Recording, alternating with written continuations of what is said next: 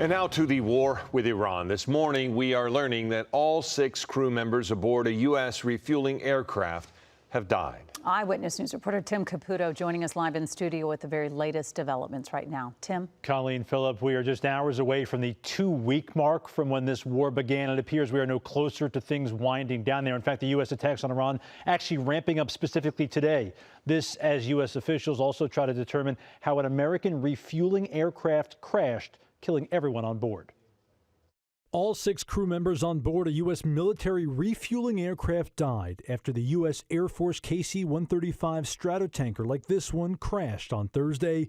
U.S. officials making it clear it was not shot down. The incident occurred over friendly territory in western Iraq while the crew was on a combat mission, and again was not the result, as CENTCOM has said, was not the result of hostile or friendly fire. U.S. Central Command says another aircraft was involved, but that other plane landed safely.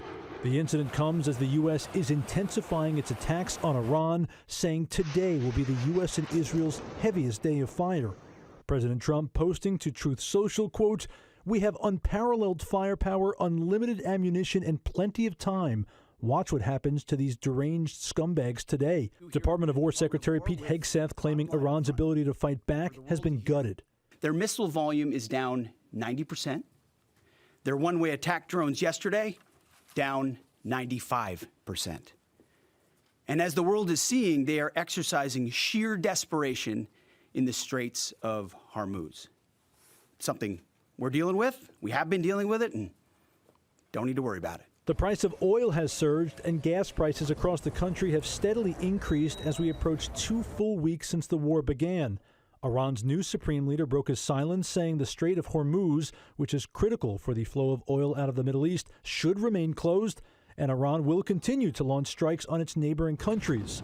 Secretary Hegseth brushed off those comments, saying Iran's supreme leader is hiding because he's already been wounded and disfigured. His father, dead. He's scared, he's injured, he's on the run, and he lacks legitimacy. It's a mess for them. Who's in charge? Iran may not even know. So Germany's chancellor, one of several world leaders with growing concerns, saying the world is witnessing a dangerous escalation and there needs to be a plan on how this will end. In a recent interview, President Trump said the war would come to an end, quote, "when I feel it in my bones," end quote. Tim Caputo, ABC 7 Eyewitness News.